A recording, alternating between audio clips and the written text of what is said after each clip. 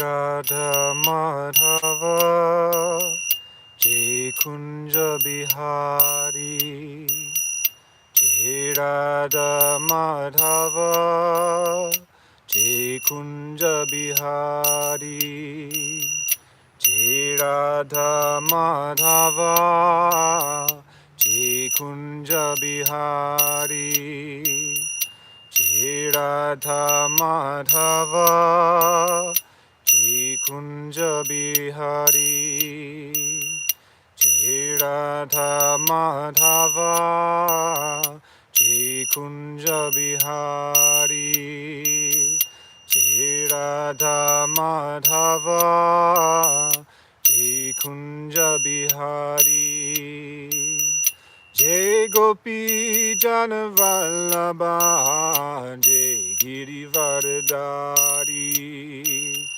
Jai Gopi Jana Vallabha Jai Girivardhari Jai Gopi Jana Vallabha Jai Girivardhari Jai Gopi Jana Vallabha Jai Girivardhari Jai Radha Madhava Jai Kunja Bihari Jai Radha Madhava Jai Kunja Bihari Jai Radha Madhava Jai Kunja Bihari Jai Radha Madhava Jai Kunja Bihari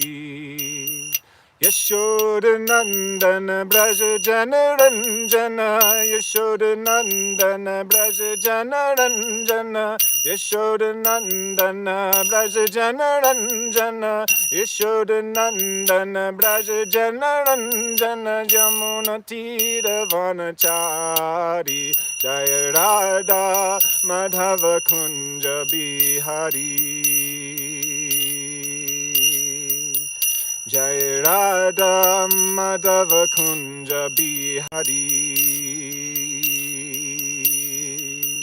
Jai Radha Madhava Kunja Bihari Jai Radha Madhava Kunja Bihari Jai Radha Madhava Kunja Bihari Jai Radha Madhava Kunja Bihari Jai Radha Madhava Kunja Bihari.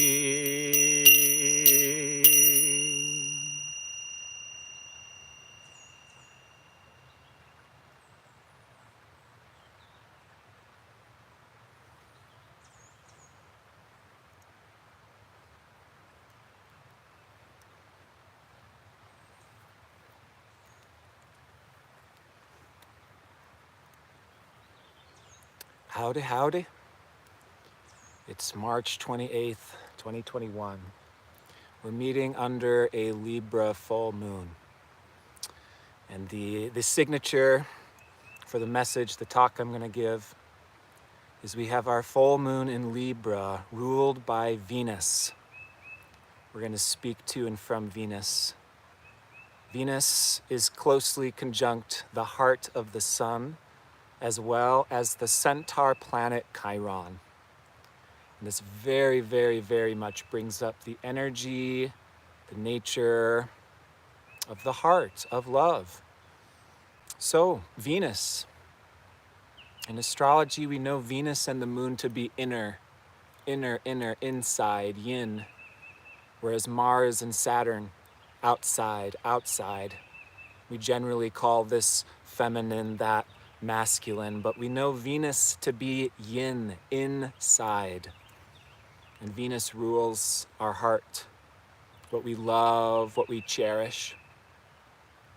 And what's so profound, so meaningful, And really at the core of the mystic's journey is this journey leads us from without within.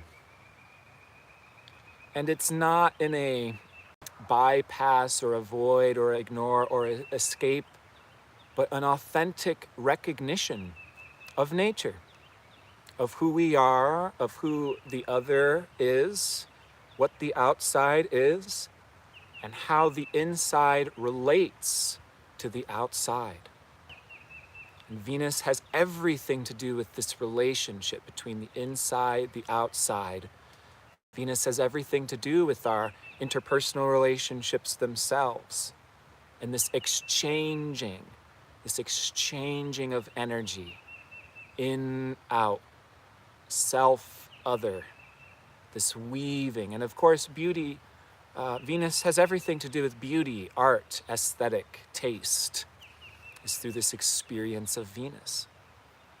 And when we have something or we experience something on the outside that we love, where it reflects back to us our own taste or something that we appreciate or something that we value, that outer person or place or experience generates an inner experience.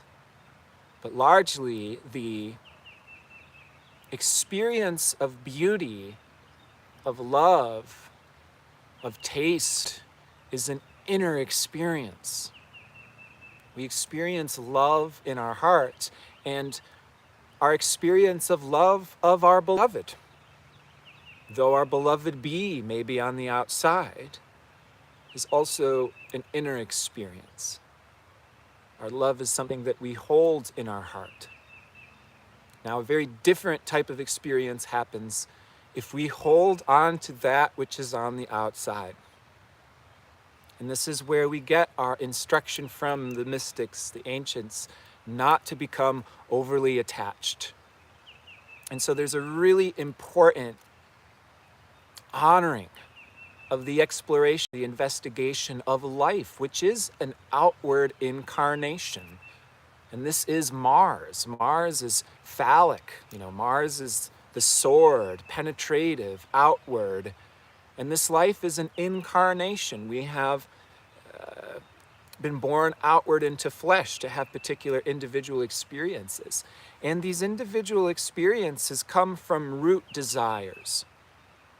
So this desire, Mars, is to have an experience or to get something or go somewhere that is on the side. There's always an object of desire.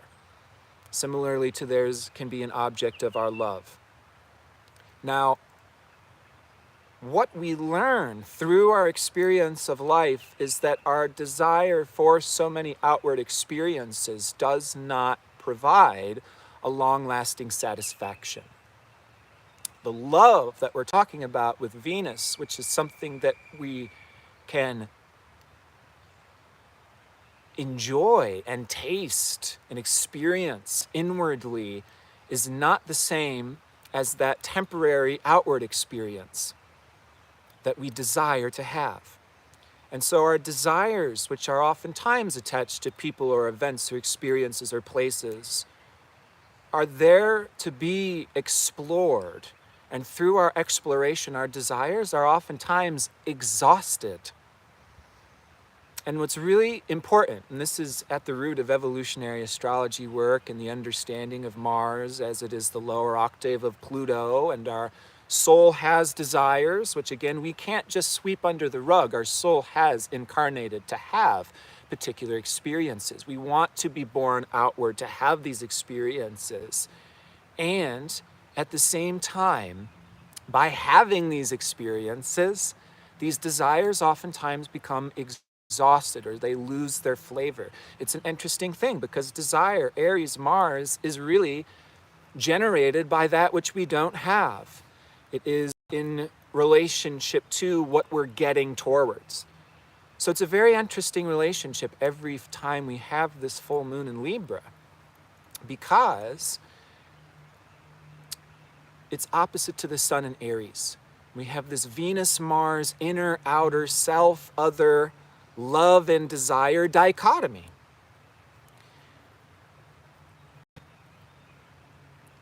there is something deeper than just the experience of what we're getting or the person that we're relating to, which is the actual love and beauty which we hold inwardly. And when we try to hold outwardly onto that thing or person which reflects our love, we are oftentimes met with the experience of disappointment. Because that person or thing outwardly has an impermanence, an imperfection, the bureaucracies, the challenges of the world, and the needs to give to Caesar what is Caesar's. I mean, we all live these outward, a little bit more so, Romeo and Juliet type of love experiences, do we not? I mean, we have outwardly the experience of losing one another inevitably because we are in bodies that have a temporary, limited timeline. So when we get possessive or overly attached in one way, shape, or form to that person or thing outwardly, which reflects our love, we are met with disappointment.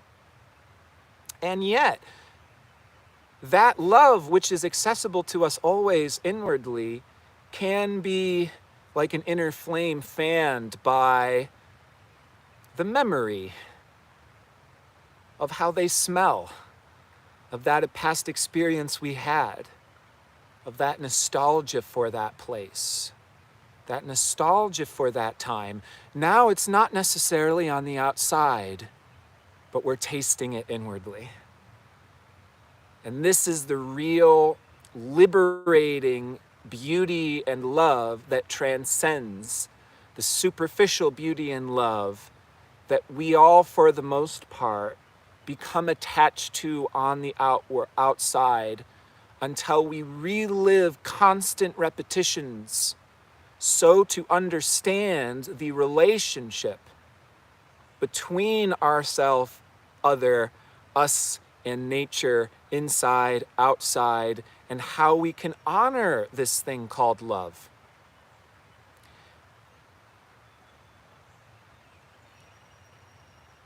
Our growing love in no way, shape, or form, which is to say, love is an amazing thing in itself. The heart chakra is this amazing space, right, that really transcends and goes beyond all of these rules, these regulations. I mean, the heart goes into, as I said, the kingdom of heaven. So the kingdom of heaven, Venus, is accessible always within ourselves. And this is very profound. What this love is, it's like I've described the sacred heart to describe this Venus-Chiron conjunction, which is ongoing right now. I mean, we can feel this, we can sense this, right? Love isn't just first dates and ice cream cones. It's the full spectrum experience of life shared with another soul. And so the sacred heart is the symbol of the flaming heart with thorns and, also radiating light. It's the full spectrum ecstasy is felt in the heart. There's so many great artworks that have described this ecstasy in the heart, but it can't be described as just one particular emotion. It is emotion, E, with a capital E, raw emotion. So there is that passionate, thorny side of love. There's the pain of losing those that we love in time and form, though that not be an actual loss of love or those that we love.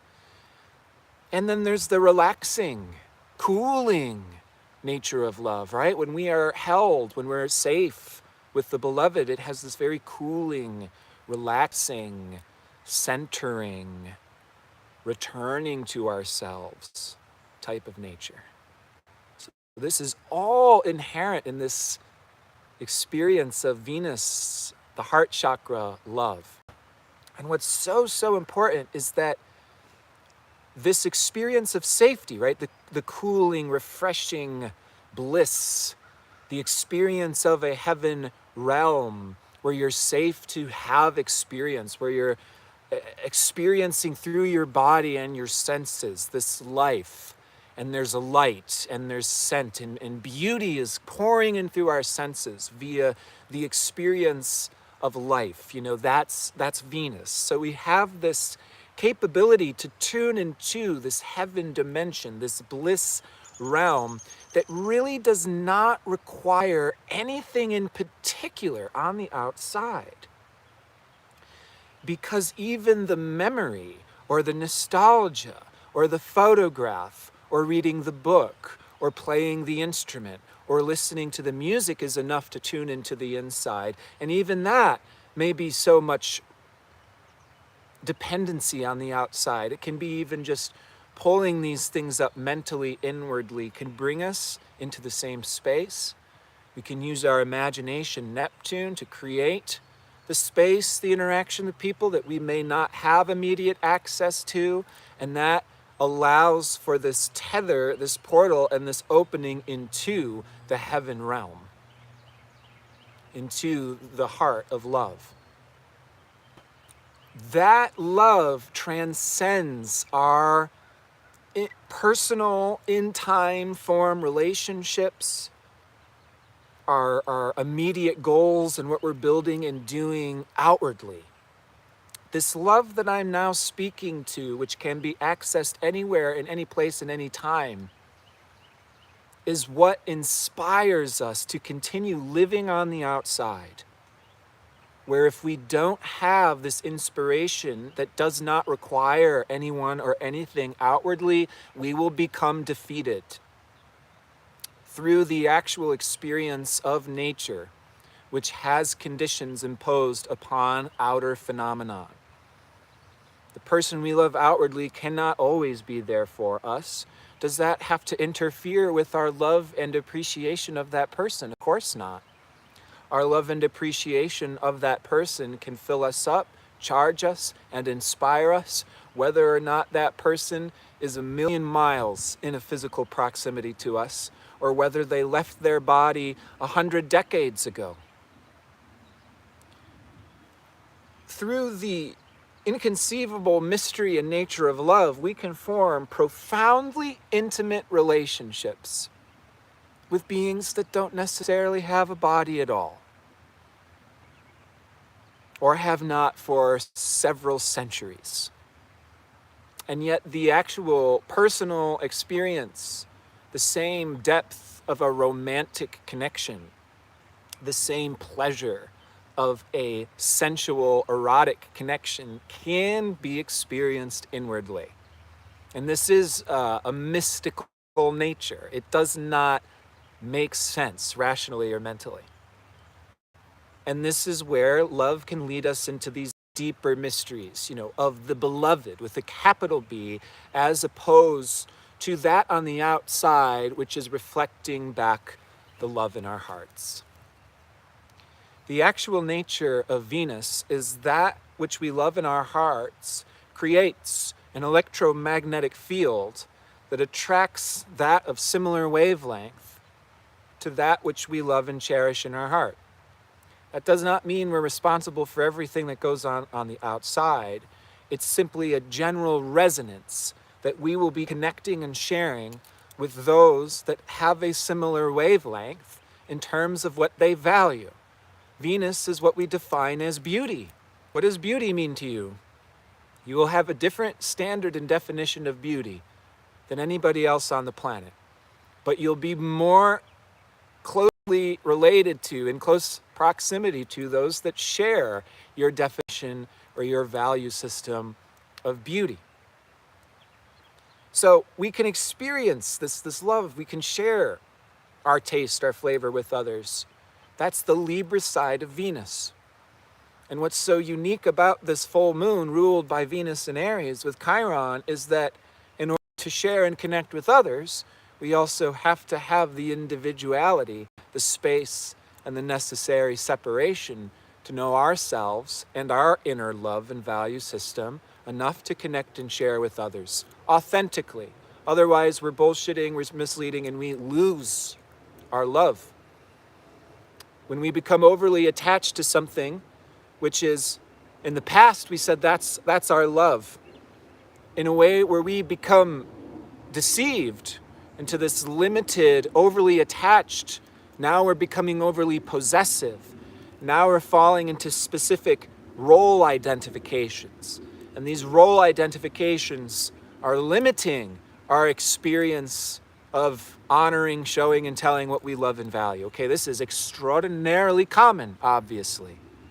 So this love that I'm speaking to now is deeper than those that we experience the love with. We go into love with those that we love. We fall in love with those that we love. The love isn't them. It is the dimension in ourselves, this heaven paradise that we reflect back and forth together. For example, I love you, you love me. We have similar definitions of beauty. Now we can create a shared space that reflects the similar definitions of beauty, and we get to share and experience these things together. None of that process or experience requires another person to do. We can take that which we love in our heart and create an environment which reflects back that which we love in a way which is constantly filling ourselves up. And not just filling ourselves up, overfilling ourselves up. This is what the original purpose of a temple space was. Far before the invention of religion, there were temple spaces, which were simply spaces that were consecrated through love, intentionally, to hold that love. So that way you could enter into that temple space and experience that love. What is required to create this space is to have a heart. That's it. We have a heart, we have a soul, we have a body, that's our temple. We can generate bliss and love through this experience in and of itself. Our capability to generate this experience in and of ourselves is what determines our capacity to provide this in a healthy way through any type of relationship.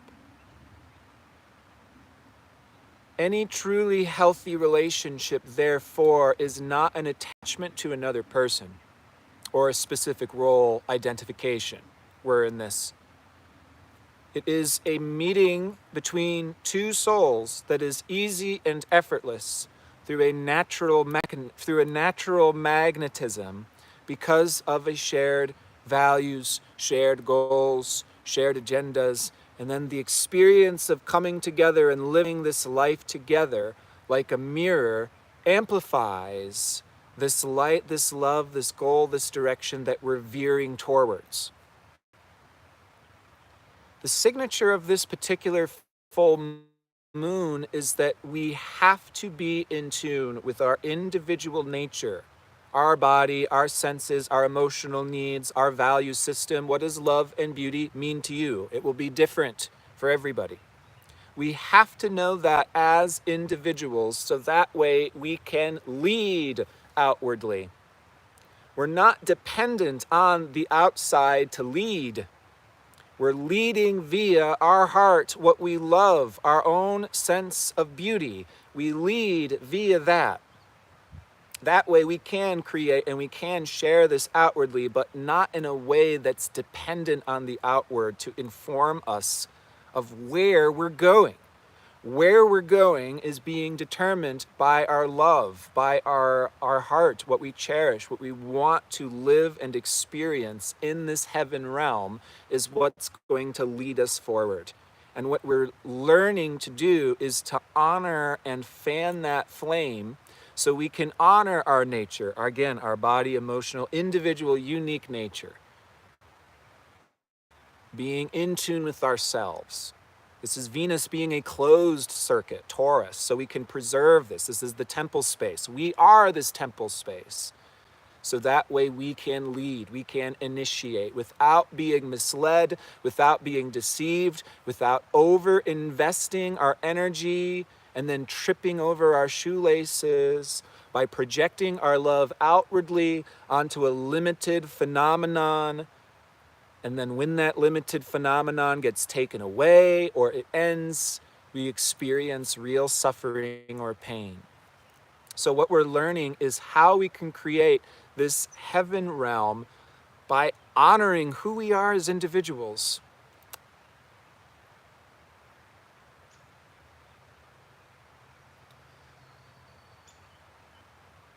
And in a way, it's completely spontaneous. There's no real thinking or forethought. It's not really rational. It is intuition, but it's intuition that comes from the heart.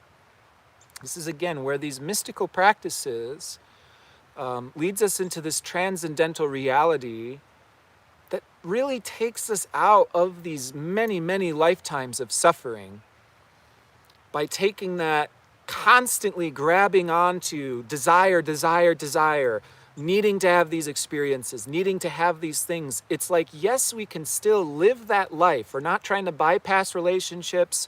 We're not just running off into the monastery to avoid the world or avoid real life. But we can live the challenges of life without becoming overly absorbed into them, by having this kind of detachment. But it's not a dissociation, it's a being anchored in the heart. So I don't know if detachment is really the right word.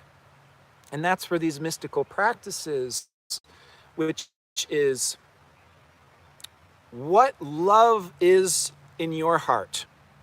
What does that look like? What does that smell like? What does that taste like? We can use Venus to paint a picture of what love is in ourselves. And any artist and any poet knows that this is a truly impossible task. The life of the artist or the poet is a futility of attempting to express the inexpressible, because love is so profound and so deep. We're always attempting to honor this thing that's better than us in a certain respect. And that's the real bliss of life, is when we start to live this experience. That's what the relationship to God is. God always wants us to have better than what we even dreamed was possible, because we honor and offer our love of nature, of God, of life, of experience back, and then we receive grace and love a million times more in these blessings. But there's an actual relationship here. So what that smell, taste, nostalgia, what love is in your heart, that's God. And God doesn't have to be any particular thing. God may be nothing to you. That's fine. You know, you could be an atheist and be more spiritual than a theist, etc. We're forming a relationship to that. And here's where the mystics say it can be any form of God, any image of God, any name of God, any spiritual story, any mystical story, any magical story, any witch folklore, whatever it is that fans the flame of our heart. That's a transcendental, it's a mysterious, inconceivable technology that tunes us into this love that's not dependent on what's going on the outside. So that way we can have these experiences on the outside where we're having relationships with people where there's going to be clashes and there's going to be beauty. All of our outer relationships are like pendulums swinging. All of our outer experiences are like pendulums swinging. This is the outer experience of life, but we can experience both the pain and the pleasure of the outer experience without being cast into heaven and hell, like being shredded to pieces. This rather becomes the actual symphony, the experience of the divine dance of life that can be appreciated from the detached, but what is really being anchored and centered within the heart, within this love that keeps itself afloat, that keeps itself above the changes, the Maya of life. Because the Maya of life, the illusion is not a problem, it's not a deception, it's there to be celebrated, enjoyed, tasted, and shared with others. But we appreciate this from our vessel of the heart. And what we're creating is this temple within our heart where we feel most at home, where we feel most ourselves. That is our spaceship throughout life. And it's also what allows, again, for us to bring this love outward, because it is only to the level which we can taste, enjoy, experience this connection to God, this connection to spirit, our limit of beauty and bliss that we're always trying to outlimit us. We're trying to evolve into deeper standards of love and beauty. That limit is the limit to which we can share and experience this in our outer relationships. So we are here to appreciate and celebrate what's on the outside, but it is to bring us inside into something so much more profound.